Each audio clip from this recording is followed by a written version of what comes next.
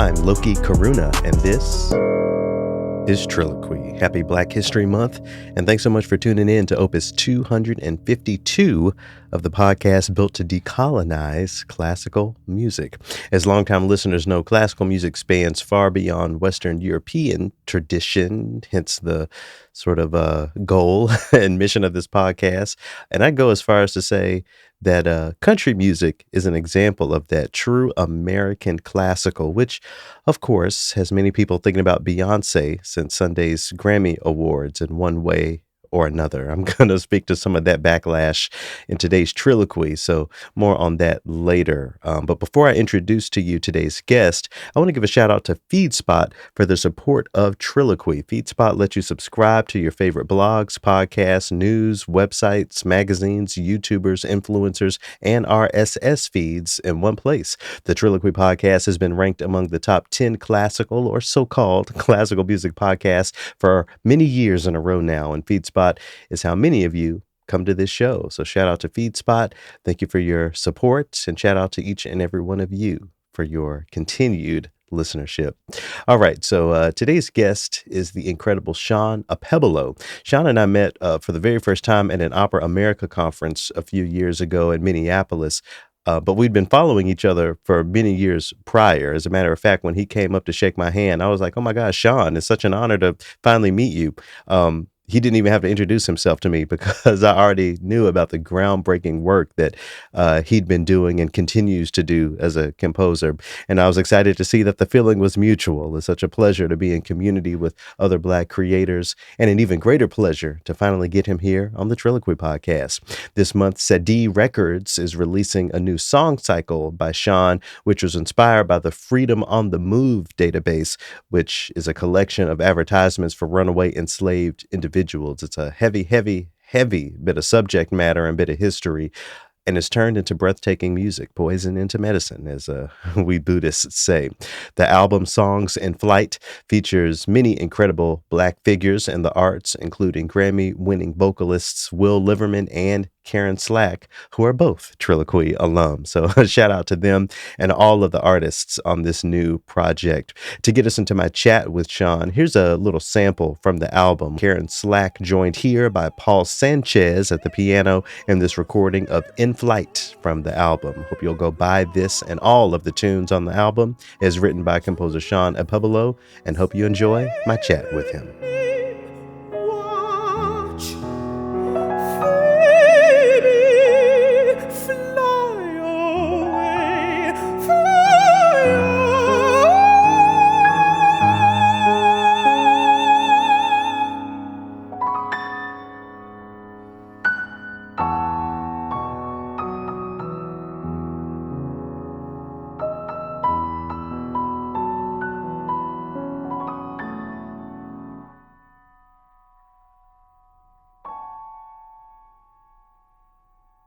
It's funny, I talk about this a lot, and I actually can't write music for music's sake. Like, and I'm kind of even, I'm kind of serious, jealous of those who can. There are composers who can just write music, and it's solid. I cannot do that. Every piece that I write is about something, inspired by something, or a response to something, a study in something. It could be something very, uh, um, you know, you know, about justice or racism, or it can be, something about, something more happy, more hopeful. But I literally cannot write just, music for music's sake. It just it doesn't work for me. It's funny. I was critiquing one of my students' works, and it was a solid piece, like well crafted. Um, and I can go on. I won't go on into all of that. But I said your piece is called String Quartet Number One. If I see that on a program, I have no interest Mm-hmm. of hearing it. And you can call it that, but have a sort of like idea or program behind it. I'm not saying you have to be super contrived and it needs to be about this or that, whatever. But I need to know that what you're writing is for something or about something or inspired by something. We're human beings, and art, it takes all of you. At least for me, like it takes all of me. Like I'm exhausted like mentally when I produce a work. You Mhm. know, so yeah, I can't do that. Like it's not in my, not even in my like possibility. You know, And, even beyond what the art is itself, there are lots of composers, I'll say folks in professionals in our field in general, who just feel like they have to. I always say it's like everyone's trying to run for president one day, right, they're right. being so clean in their speech. But Hmm. you will put it out there, especially Yeah, on social media. I wonder why for you it's important to do that and not just to quote unquote stay in your lane as a composer. you know, first of all, we, you know, beyond being a composer, I'm foremost a black man. uh, More importantly than that, I'm a husband and a father of two black daughters who Hmm. have to live in this world. Okay, and I cannot just help but speak out about certain things. Also, um, I'm a person of deep faith, of Christian faith, and my religion, my faith, is being mocked and attacked by actually people within my faith who would um I'm just going to go there, who would somehow elevate a person who I believe is the antithesis of anything Jesus Christ or his teaching. So my motivation is me as a person, you know, my being, my family, but also someone who actually believes in the Bible, what Jesus Christ stands for, um, where we have a large sect of people who, you know, share my faith, Hmm. who tend to ignore what I see that's blatantly written in the Bible and elevating some political leaders out there. I wonder uh, if that's ever manifested in church music or holy works. Have you ever written music for church, considering your strong faith? Well, so well, yes. I started out writing, you know, these little arrangements of hymns and songs. And honestly, we can get to that a little bit later. We'll talk about my background, but that I think really helped me become a composer, understanding form, how to take a melody, how to shape it, using pre-existing melodies, which is all also something that's all in my music too. Um, I don't. A lot of my music is sacred. I mean, if you want to go there in terms of like you know my work with the Negro spirituals, or I've written some pieces that deal directly with like psalm texts, you Mhm. know, or whatnot. You know that's not uncommon. But as a person of faith, I do believe that you know some of the music, all the music that I write, comes from a place of inspiration. Okay, I believe there's a higher inspiration that informs my writing. So though most of my music is probably secular Mhm. or however you want to call it, I believe there is an element of sacredness to it because I believe that you know something, you know, the Holy Spirit or you know God is informing what I do. The reason I ask is because, as soon as somebody brings up their experience in the church and tying that with music, I think about my own life. I practice Buddhism, but as a kid growing up in the church, that's where I learned just some very basic things. Like I learned the difference between a melody and harmonizing Right. that melody, like Hmm. how to how to read music, yes, but Right. how to like take those dots on the page and do something with it. Right. I consider that we talk about formal training all the time. Mhm. I consider that a part of my training, and I feel like that's a through line that we don't really highlight enough. That is 100% my training. Like I grew up in the projects. Like I got free. I went to the Salvation Army church. I got free music lessons at the Salvation Army. That was my music education. Hmm. Um, I'm not trying. I'm not romanticizing it. That's literally what it was. These people taught me music for free because my mom could not afford it. She worked three jobs. Yeah. You know, and I happened to be good at it. You know, yeah. But in our community, in our Black community. It's not uncommon. These opera singers who are at the Met, these big stages, their training was in church. Right. And then we went to conservatories and had lessons and whatnot. I know you're a bassoonist, but you learn how to read music in church, Right. probably. You Right. know, and be musical in church. Mm-hmm. You Mm-hmm. know, yeah, and no matter where you land, as you grow up, the church, throughout our history is as musicians is crucial. I mean, and not to mention, we're gonna move on, but like, Yeah. but not to mention that when I think about all of the probably thousands of singers that are in churches, black churches across the country, who may one day, with the right tweaking or maybe no training at all, could stand on the Met stage, could do Hmm. these things, but just never have that pathway. I think about all Yeah. these keyboard players who Yeah. could play any of this stuff by Mhm. Mozart if they wanted to, Yeah. but they're in here improvising and moving with music. Just the gym that is there, Yeah. just needs so much more shine on it. Yeah. Like we started going to a new church, it's a black church, and I never really went to a black church until my adult life. Um, um, and which is kind of a new experience. I was like, I need to go to a black church. uh, um, um, and the musicians there, I don't know their background yet. I'm relatively new, but but the drummer, the bassist, the way they just can just the pastor will get up and she'll just all of a sudden sing in a random key something, Hmm. and they'll just pick it up like it's nothing. They never rehearsed that. And by the way, it's not just simple chords. Right. These bass lines, these rhythms. I'm like, these rhythms are so complex that they'll rival any of our stuff. You know, I don't know if they can read those rhythms, but it's in them. You know, yeah. Like I Try that with an remember, orchestra and see what happens. right? Oh, listen, you don't get me in trouble.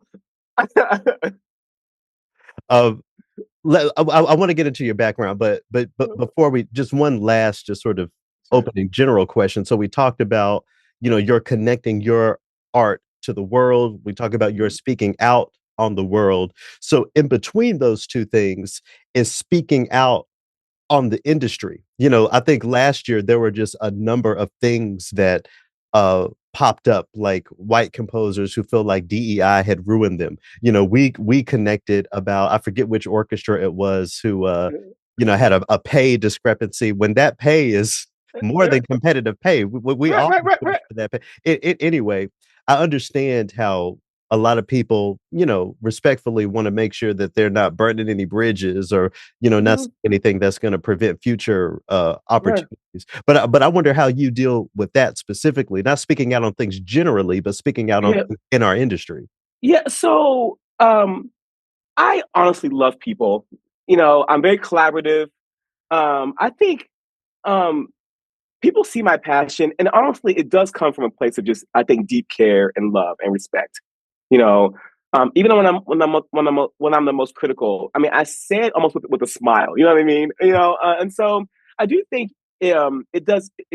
There needs to be a level of respect, even in the most like um, things that will just drive you nuts. Okay, so let's talk about the interesting composer who went on a diatribe about how you know he's not a composer anymore because of DEI stuff, and I wrote this big thing on Facebook and whatever, and it exploded. It went viral, whatever, and then um, and then he reached out and wasn't engaged. And at first I was like, no, I don't have time to engage. I said, you know what? I'm going to engage him. And we Mhm. talked for like an hour on the phone.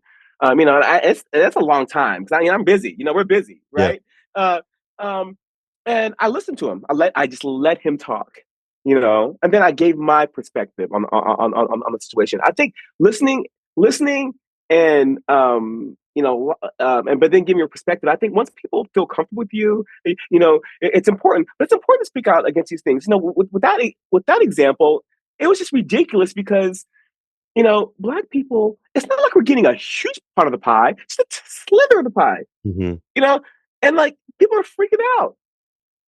Yep. They're literally freaking out. We get one piece on conference series, and oh my gosh, DEI. I'm like, y'all, we still have a lot to go. A long way to go. And then with that situation, it was just hilarious to me because you and I both know that we are not owed anything in terms of our profession. Hmm. I'm so grateful right now that people are playing my music. I'm getting commission. I'm out there. Okay. But there are some hot young composers that are behind me that are ready to just kill it. And I'm going to be there rooting them on. So I've had my spotlight. I hope my spotlight continues on for a long time. But nothing's owed to us. And that's what privilege is to people who've always had it. When things are taken away, or when they perceive things, when they perceive they're not getting this opportunity, it's like, oh my gosh, and they're gonna blame this, blame that. I'm like, we're not owed anything, Hmm. and I think Black people know this, and so we just go for it. We're gonna go for it. We're gonna go for it, and y'all want to complain about it? Still gonna go for it because we have to go for it. We don't have the luxury of just kind of just sitting and saying, and having these things is come, come, come, come, come. We need to be great. We need to support each other, and we need to get rid of a lot of a lot of the noise, and also realize that, or we just know that we can't take things for granted. We just can't. Hmm. Yeah. And there are certainly conversations about getting more Black composers to the front, getting more women composers to the Yeah. front. I mean, that specifically is something that I've been engaging very intentionally for a while, because even with composer opportunities, maybe you're aware of this, as a teacher, but if there are Mhm. 100 people that submit to a call for scores, I Oh. mean, 18, maybe 17 of them will be women. So, Mm. there's so much there. But all of that to say, what I try to help composers understand is that your competition is Beethoven and all of these people. Right. The orchestras continue to Right. program instead of living composers. And Right. everybody knows where I stand on that. If it was up to me, orchestras would really center living composers. You Hmm. can listen to Beethoven on YouTube. Right. Right. But I feel like that's just where the energy needs to be pointed. It's not this other living composer. And if you do want to center living composers, fine. Your competition is John Adams. Be mad at him. Right. Right. Go after those folks. In Right. anyway, but let's get back to you. I want to your list of accomplishments so far is so long and so vast.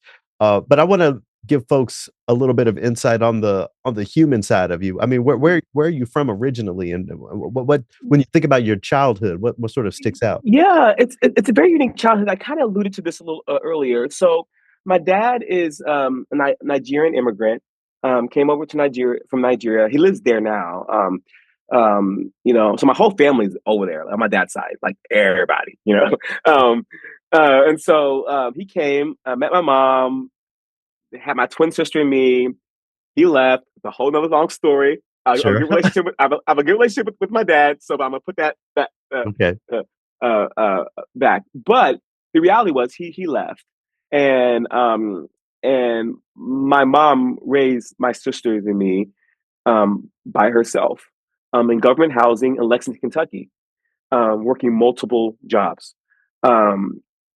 She herself was a foster child, so she grew up. I mean, she just grew up horribly disadvantaged already as a Black woman, but also as one who was a foster child. Anyway, so we grew up poor, and so the Salvation Army church bus came to our neighborhood when I was around 6 or 7 years old, which is about 30 minutes, 25 minutes from the actual church.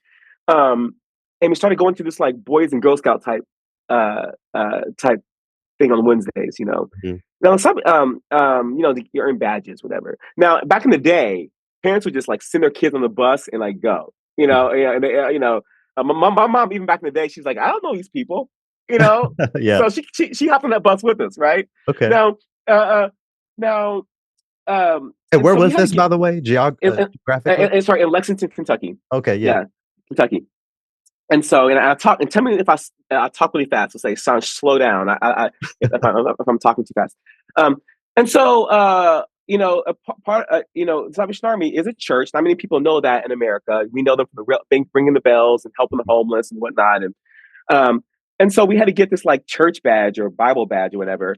And so, which means we had to, you know, go to church on a Sunday. So the Salvation Army Church um, bus came on that Sunday and picked us up. You know, about 2 months later, and 'cause we didn't have a car, Hmm. and they picked us up through high school every Sunday. My family. Now, what people may not know is the Salvation Army of any ecumenical body has one of the most robust music programs. Mm. Okay, so mainly brass band. Okay, brass. So if you look at the principal players of the London Phil, it used to be New York Phil, the associate principal of the Chicago Symphony trumpet. You know, I'm talking about brass. Yeah. They grew up. They grew up in the Salvation Army Church. You know, because the Met Orchestra used to have a person from the Salvation Army because we grew up playing brass instruments starting at age like 6 or 7. Mm. Wow. Okay, it was a whole other thing. So, uh, in my church, they helped my family and me. They gave my mom a job. I'm doing laundry at the homeless shelter, which, by the way, she's about to retire this year. She now runs the entire homeless shelter. She started doing Wow. laundry. So she has all these employees, social workers. She's helped countless of people, and over the past, couple of decades, starting off by just doing laundry, and now, and she now runs the largest homeless shelter in Kentucky. Okay, that's a whole other story. Anyway, so I was getting free music lessons at the Salvation Army by these world class musicians. You may know of the composer James Curnow, Oh which yeah. yeah, he was my teacher. He went to my church and he taught me. This composer who was international, Lots of if you band played in, music. if you played in any middle school, elementary, high school band, you know, Mhm. you played James Curnow.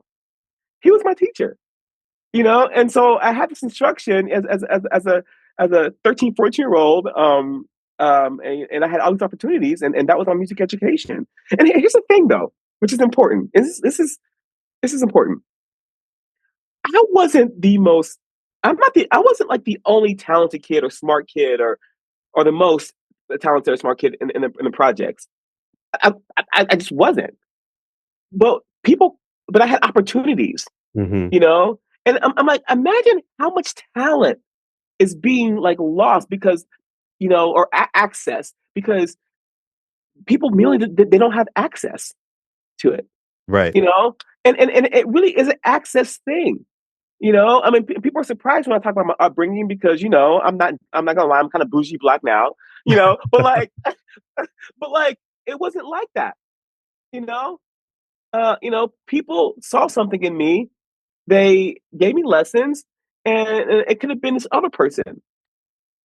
That's You know, incredible. I mean, with Kurno, I mean, yeah, that's yes, no, he's up there with Holsinger and all those other he's band people. almost, and he's much older now, and in his 80s, and I still send him everything. And I mean, he's almost like a father figure to me. He has family.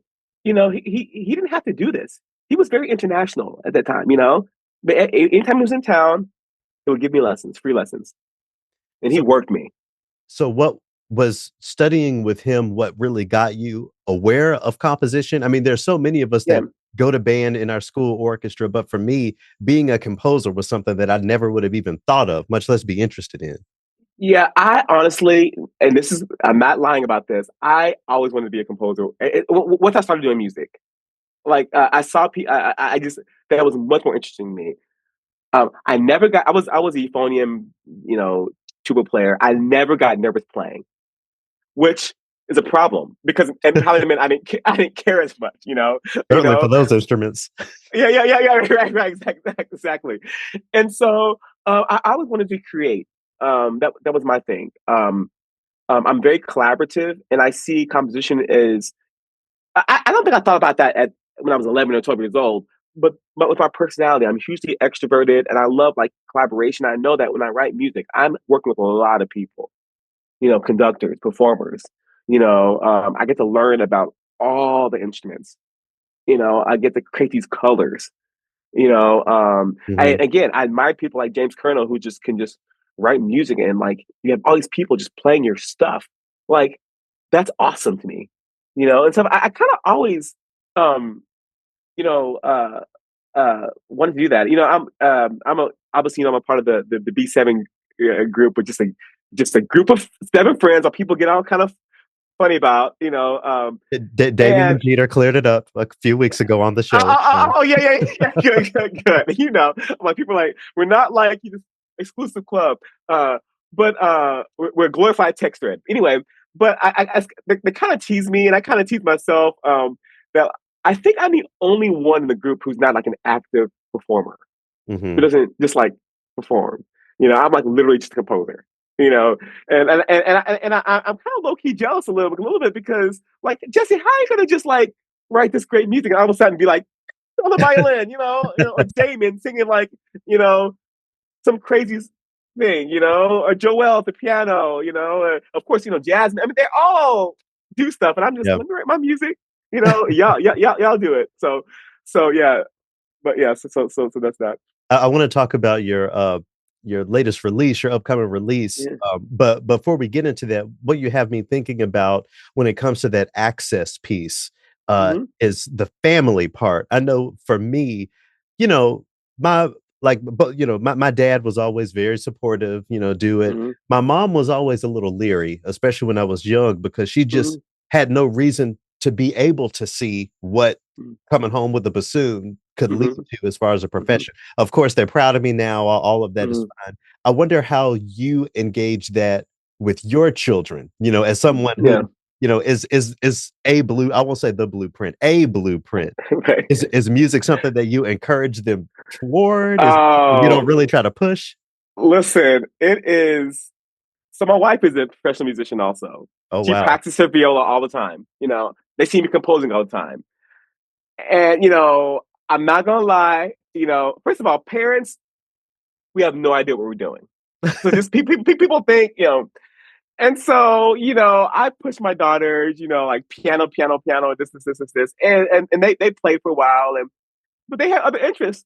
They said, are they into theater, or are they into singing? They're into, and I had to like kind of like give that up a little bit. Basically just say, um, you know, just be creative. You do you. I have the most creative daughters. And maybe different than I would see, and so I had to step back and say, be creative, and that's all I can ask. So I do think at the beginning I was that, like, practice, practice, practice, practice, practice, and I'm like, and then the pandemic hit, it's like, be creative. That's all. Love, be kind, love people, and be creative. Yep. Yeah. Yep. Because at the end of the day, if a person really develops that creativity skill, Mhm. it can apply in many ways. Oh, oh, yeah, yeah, yeah. And as a professor, it's so funny. Like, parents kind of will say, what can my child do with a music composition degree? And I'm like, let me tell you what they can do. Hmm. They can be a composer, work in radio. They can be a pilot, commercial pilot, which I have a student that's done that. They can be a physician. They can be a stay-at-home dad. They can be, I'm like, they can do anything. Hmm. These are all transferable skills. Being creative, being disciplined. Yeah, and so, yeah, and I believe that with art. I just want you to just be a creative person. We need that. There are a lot of, I see people, high art people, like, you know, we're in that category, whether we like it or not. I hate that term. We'll kind of criticize like some stuff on TikTok or these reels, and I'm like, this to me, TikTok, and I'm not even on TikTok, but like, it shows like the best of like human creativity. Hmm. These quote average people, and I'm doing quote average people, come up with the most hilarious things, the quick memes, or the singing and the dancing. I'm like, these are just people who aren't trained. They're good with their little iPhone camera, and they just create something that's quick. To me, that's like what we should be doing. That brings joy. And Yeah. it's just people, normal people being creative. And it's relevant and timely. It has something to Yes, do with something. yes. Something happened on the news. Quickly there's some sort of like mix. I'm like, and I'm like, I'm literally like dying laughing, in this like horrible situation, because they can bring some levity and some lightness to all this stuff. So, Yep, yep. Well, I want to talk about your latest release, mm, Songs in Flight. yeah. But first and foremost, for folks who aren't familiar, I understand that this was inspired by the Freedom on the Move database. What is, for folks who don't know, what is this database, and how did you come upon it? Yeah, so Martha Guth, who you may or may not know, she's amazing. She's a singer, but done all the things, won all the things.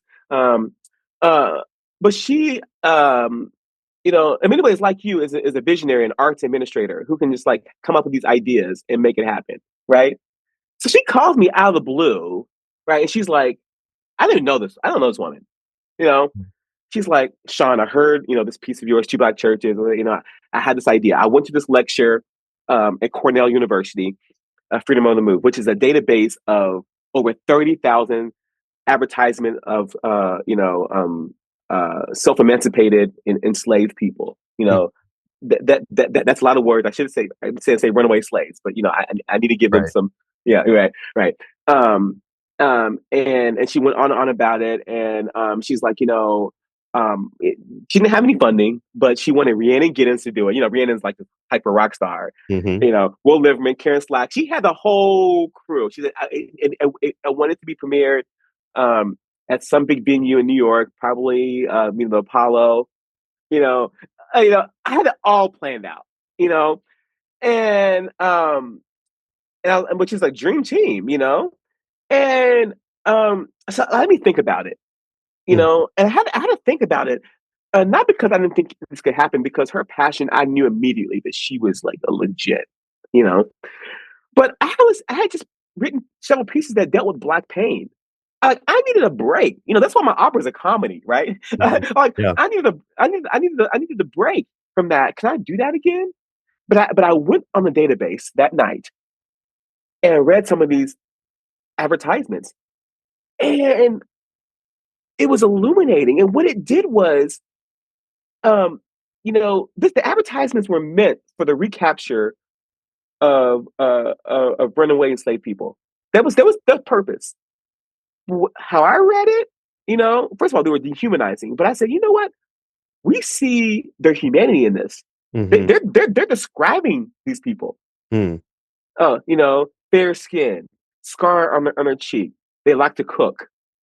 So I'm like, it's easy to talk about slavery in the abstract, Right. slaves, but no, these are individual people with names, with locations, with mannerisms.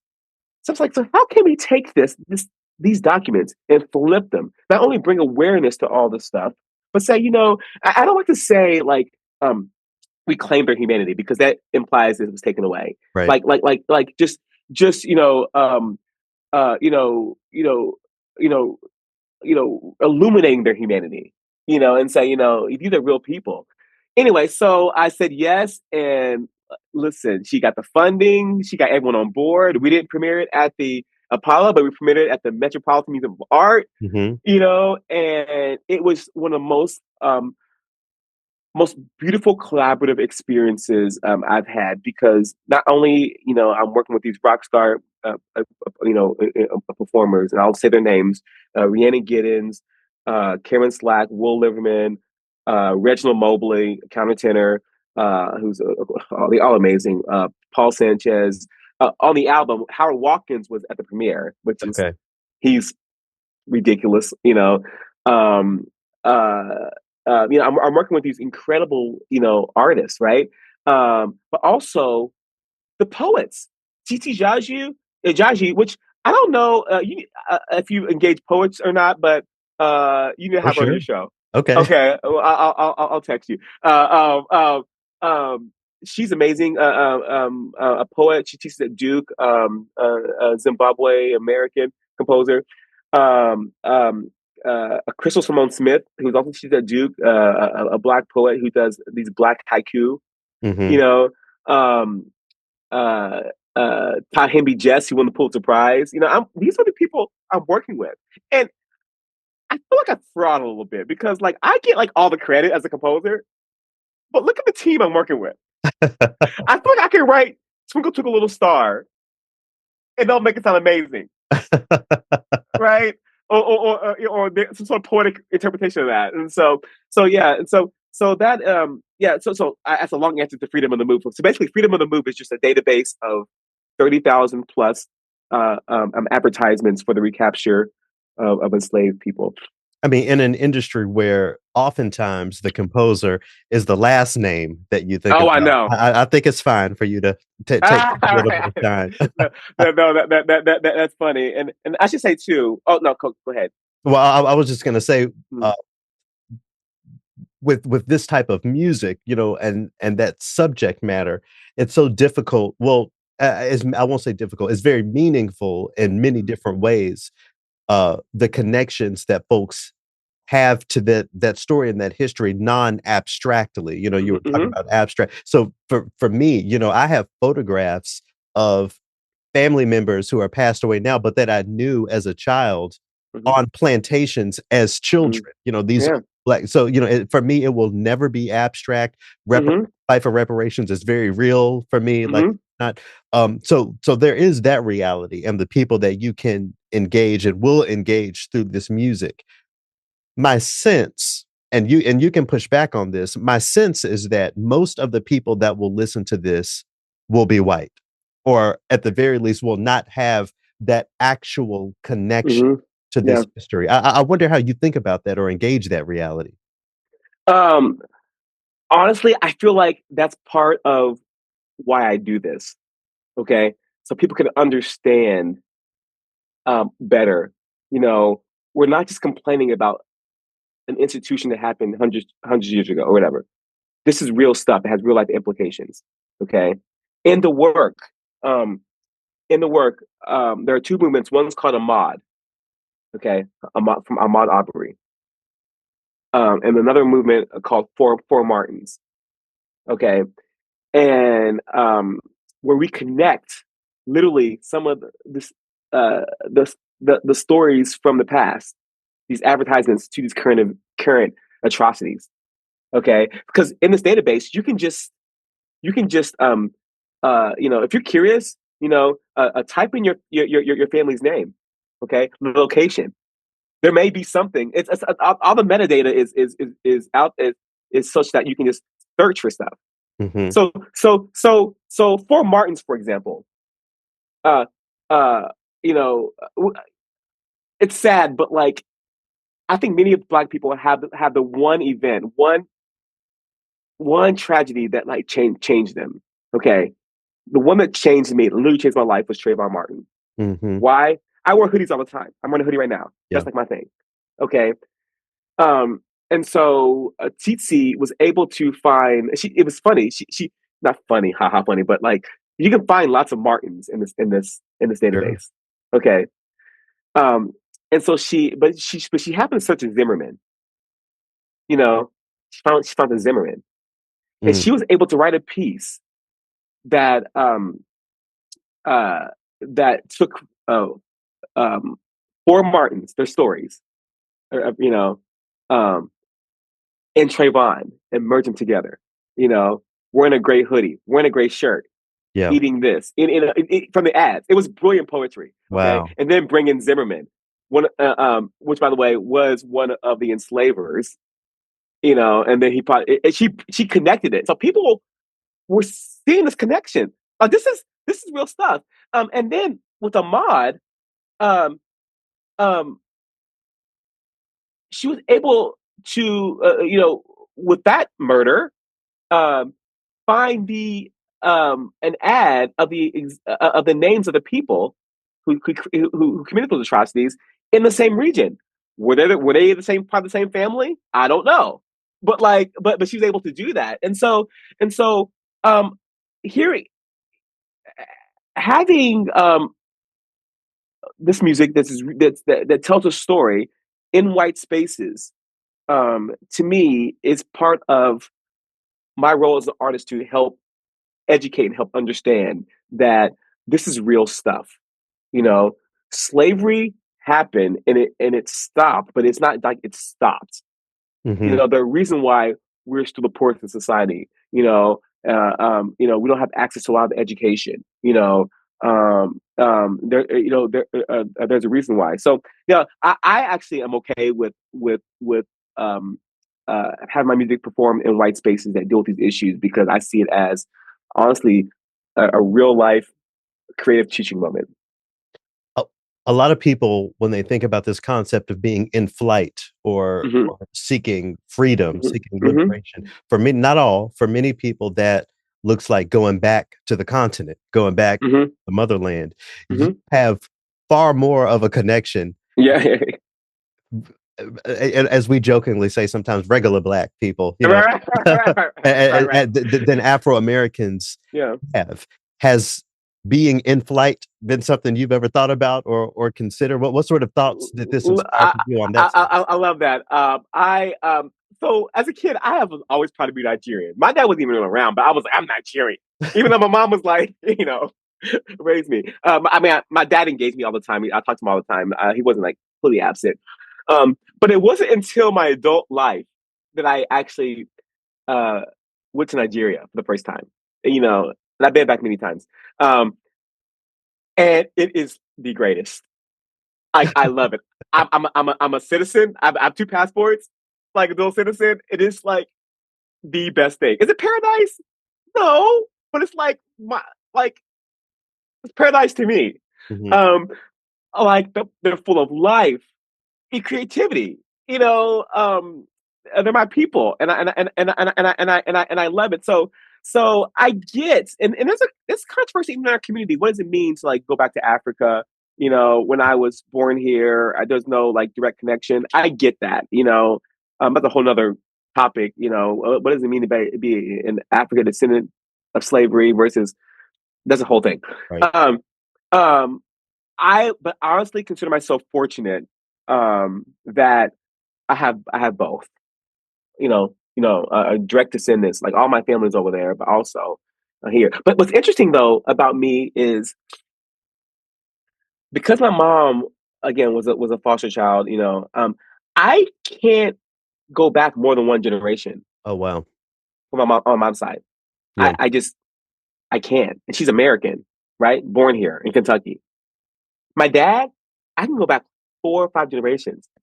Like I know, like I've been to the place where the Okpebholo clan started. Oh, I know my great great great grandmother who was a queen, Queen of Fua, you know, and the descendants and how and how it comes to me and my daughters, you know, and that's something that was that was robbed from us, yeah. stolen from us, you know, and so um and so uh and also I mean and I'm also I fully understand that's I'm very unusual in that respect.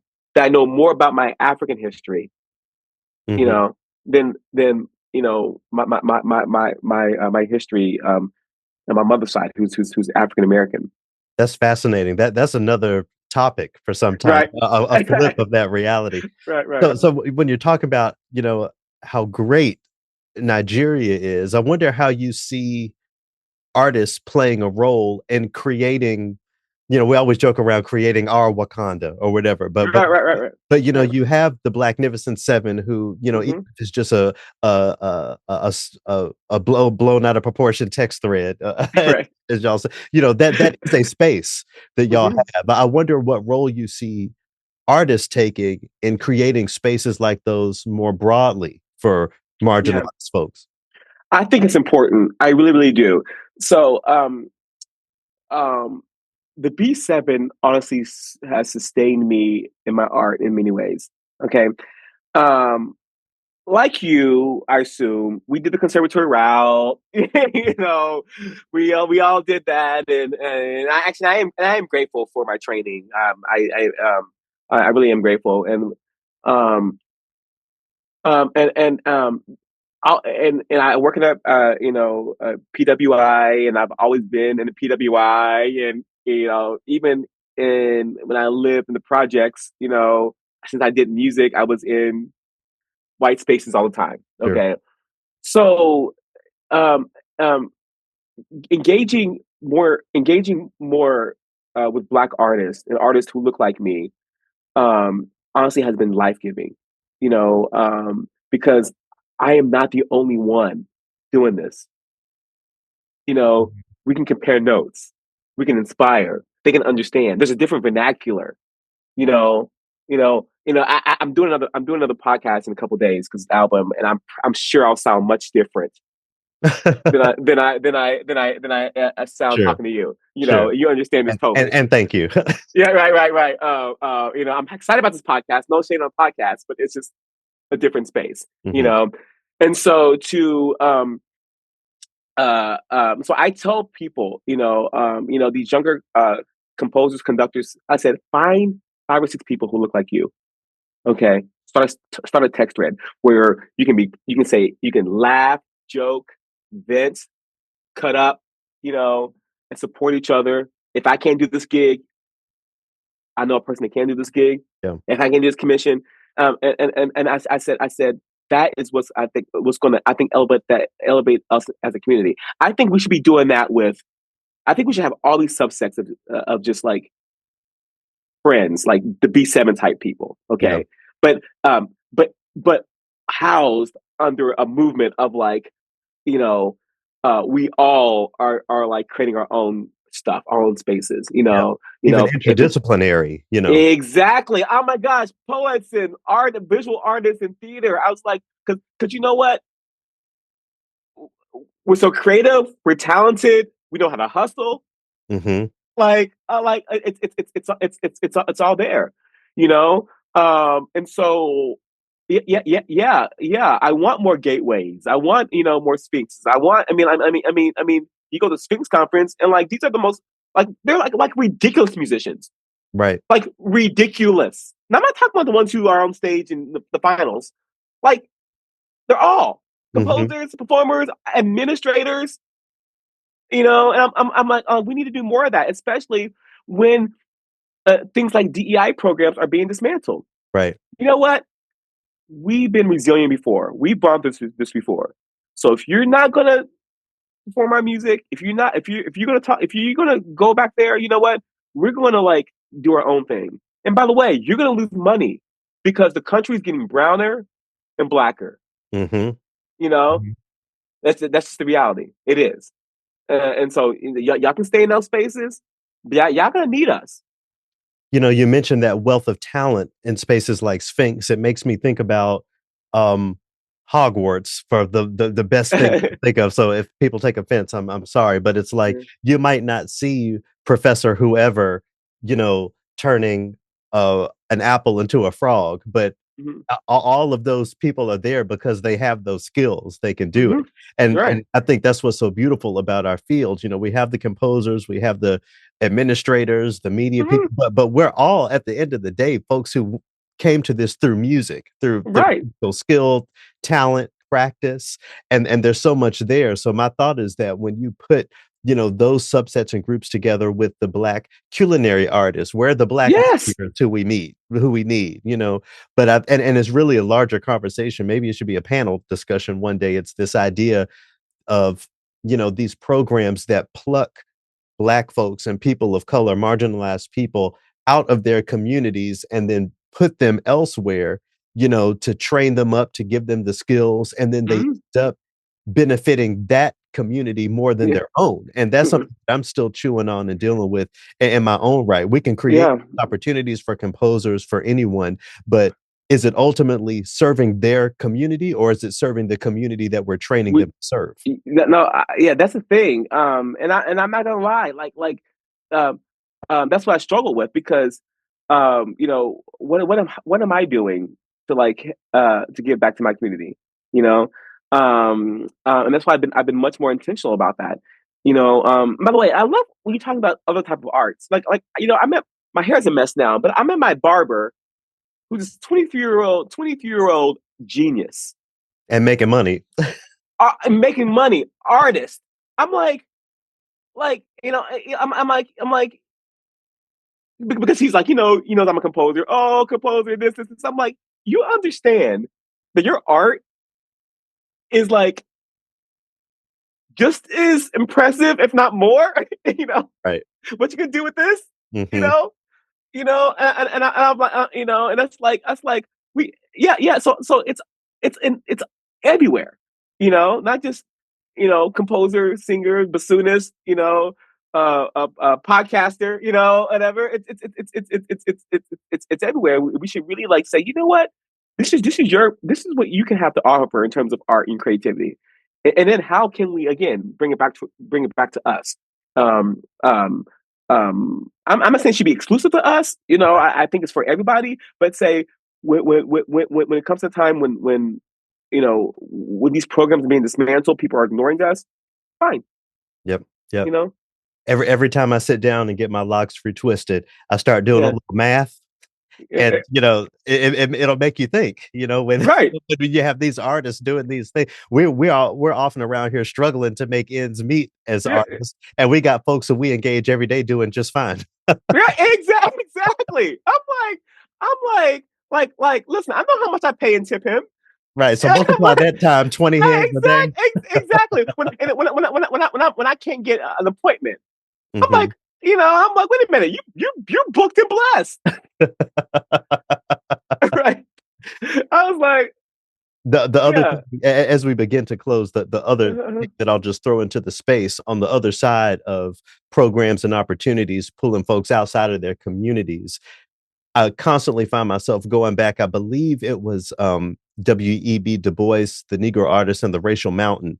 This idea that art or profession or anything comes before other identities. We started this conversation by, you're saying before you're a composer, you're a black man, you're a father, you're a husband. There are just so many of us through conditioning, through generational training, whatever, that just see our identities with an S as secondary to what we're able to produce for someone. And I think that's the next conversation that, as certainly as black artists, I would be interested in re-engaging. yeah. So yeah. Like just saying.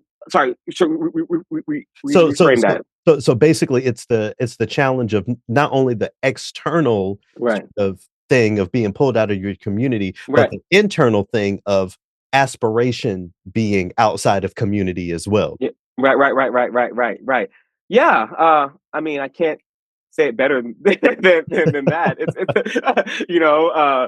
maybe I should be interviewing you, but Well, we'll have to pull together the panel for something yeah, to yeah, yeah, really yeah, dig yeah, into yeah, that. yeah, yeah. So, um, yeah. I mean, again, it's all complex. There's the internal, there's the external. What does that mean? There's different spaces. Different stories, different narratives, different problems. You Yeah, know. because to take it back to the plantation, as as this Mhm. music points to. No, I don't say this out of judgment of anyone or anything. I'm sure there Mhm. were enslaved people who wanted that freedom. There were other enslaved people who wanted the whip, Right. and to just turn the table. So Hmm. there's so many things to unpack. But Yeah, anyway, yeah. how can people buy songs in flight and learn about you and what you got coming up? Yeah, thank you. It's on the CD record label, CEDILLE, record label. You can find information there. My website, you can find stuff, ShawnOkpebholo.com. The thing about having a Nigerian interesting last name, easy to find. Uh-huh. So all of my stuff's there. I keep my website pretty updated, which has my schedule, what I'm doing. But you can find information on my website. Follow me on the Instagram. I keep things updated there. Yeah, and yeah, this has been so much fun. Like so much fun. Thank you. Like honestly, I'm afraid to listen back to it. I may not listen back. I don't know what I was saying. Well, I mean, and in this new political reality, should we Yeah. expect the Resistance Symphony or Right. the Justice Symphony? What are you thinking Uh, about? Listen, I don't know. Let me read my. It's gonna be something. It's gonna be something. I can't help but to respond to this mess. Sure, This sure. mess. But you know what? There are things that are happening, and I will definitely you be one of the first people to know. Thank you. Yeah. Well, but my final question, I went over in preparation for our conversation just to your Mhm. social media, just to check in again, see if there's Uh, something that I've missed. And a few weeks ago, you posted on the subject of disengaging compassionately or disengaging yeah, while still caring. And the way that I think about it, on one hand, there's no progress really to be made if everyone just retreats to right. the corners and we don't have any dialogue. On the Mhm. other hand, there are many people who are not open to shift or any Mhm. generative dialogue. I mean, they voted for who they voted for, what Right. Mhm. what they wanted. I wonder how you plan to protect your peace first and foremost, while not burying your head in the sand. The balance. Listen, first of all, I'm already an utter failure in that. Okay, I said I'm gonna disengage, and then I've written probably 3 posts, about what's going on because it's hard for me to disengage. I'm a feeler, Hmm. like I feel, and but that post is true. I need to figure out how to just like not how to just like silence all the noise. Okay, for my own mental health.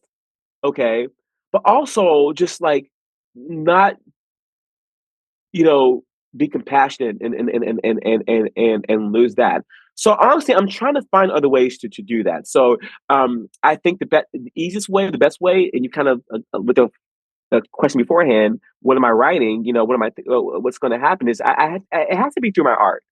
You know, at least right now, I'm so fortunate to have my art, my music being performed in many different spaces, different types of spaces, all over the world. So while I have that platform, use it, use it.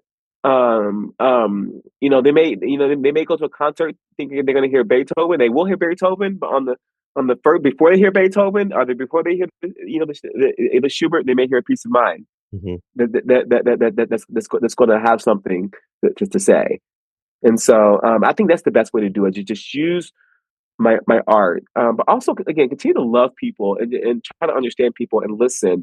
Because even in my most critical, I sometimes I'd say, Sean, just listen, just listen. Am I missing something? And listen and seeing how I can engage in a way that's respectful, that's loving, that's gracious, even though it gets harder and harder and harder and harder and harder. Like, why do we all have to be the gracious ones, right? That's just my nature. That's just my nature. I love people. I really do love people, and I love humanity, and I think if there's one thing that one piece of advice I give to everyone, whether any master class I give or lecture I give, I give 2 pieces of advice. I said, one, develop meaningful friendships and relationships. That will sustain you. But 2, just be kind. You can have your bad days. You can whatever. Just be kind. And if people learn just to be kind and really just see people as human beings, no matter how different they are than you, just imagine what the world would be like. I will soon be home.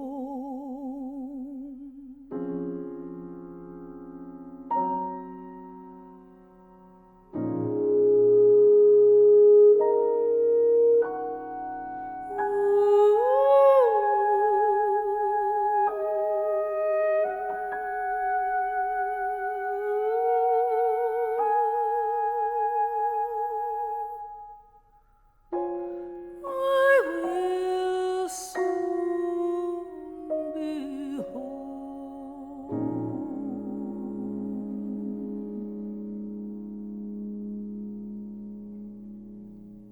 Rhiannon Gittins, Julian Velasco, and Paul Sanchez featured there in a tune that Shawn called An Echo and Ending. There's a link to the album and a link to the live performance of Songs in Flight that went down at the Metropolitan Museum here in New York a couple months ago. Both of those are in the description, so be sure to check them out, and all of the beautifully Black music of Shawn Okpebholo. Shout out to Shawn for joining me, and shout out to everyone over at Schumann Public Relations for helping make it possible. I also want to say that it's just a pleasure to chat with a composer who has an opinion, who isn't afraid to let it out there.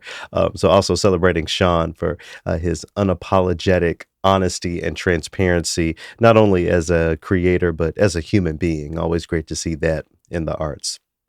All right, so I was actually in the air during the Grammy Awards ceremony earlier this week, so I didn't get to experience the show live, but boy, oh boy, have I experienced some of the backlash, or at least seen it.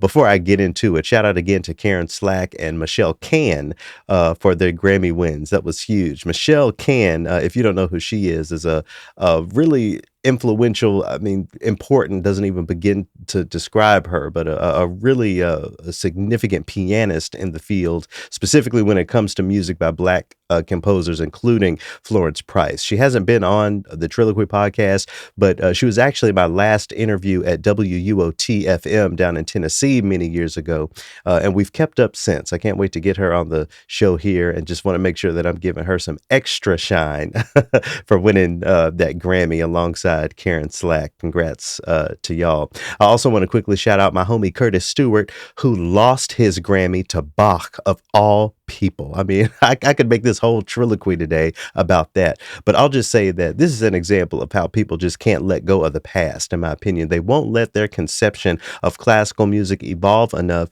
to honor a premiere recording of a work by a Black woman composer. That's what Curtis was nominated for, but Bach came back and won again, even though we've heard that music over and over and over and over again. We have to let go of the past. We have to let new things in, and we have to allow the evolution of music as all things evolve. This concept bleeds over into country music. Okay.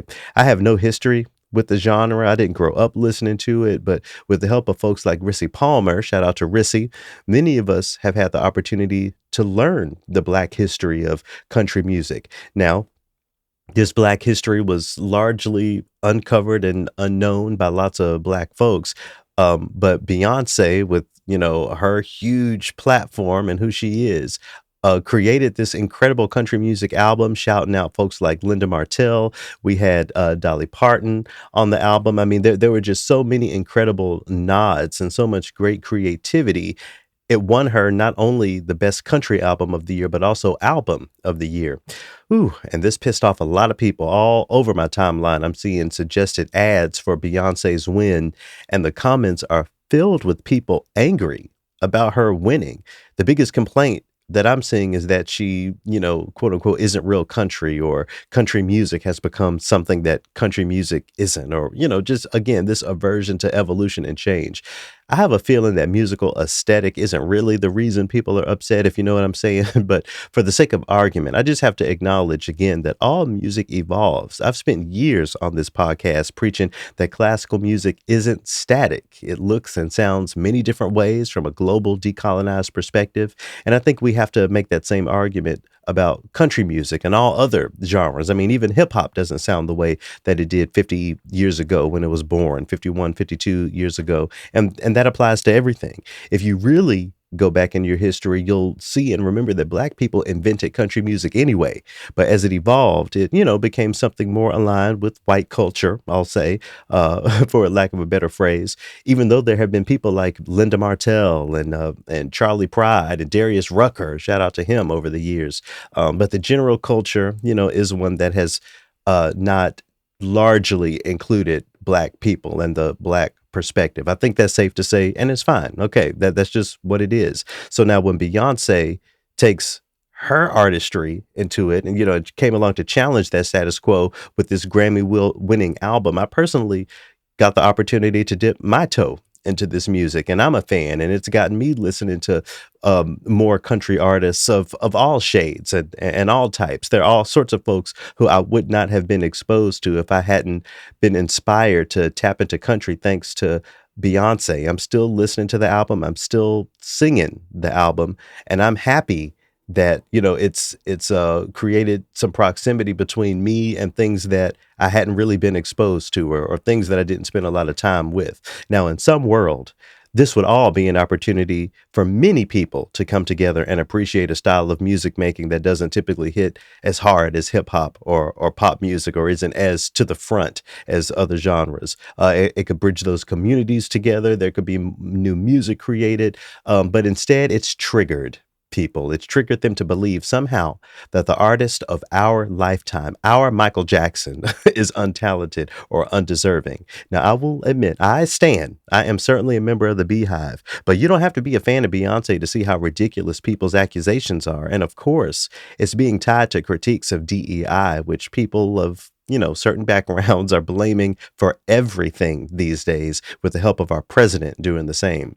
If there's a point that I can make in closing here, it's just that everything evolves. Again, the only constant in this world is change. As classical music people, we need to be open to an expansion of how we use that phrase, because it isn't 1809 anymore. It's not 1909 anymore. It's not even 2009 anymore. Things evolve, things change, things move. As general music listeners, even outside of so-called classical, I think we need to open up to the evolution of all so-called genres. That's what keeps all things relevant and interesting. And at the end of the day, as human beings, even beyond music, I think we need to find opportunities for unity and shared joy and understanding everywhere we can find it. Cowboy Carter could have been that. I am so sorry. So many people's animosity got in the way. Let this be an example of how our inner hate, those things that hide deep inside of us, can be triggered, can jump out, and can create barriers to progress, even if just in music, but certainly across broader society. Ooh, thanks again for listening. I actually have a few more Black History Month features that I'm excited to share with you in the coming weeks, so be sure to tune in to hear more about how folks in music are standing against the erasure of this important annual celebration by doing what we do best. We create. Let's resist, let's struggle, and let's overcome. See y'all partners later. Peace.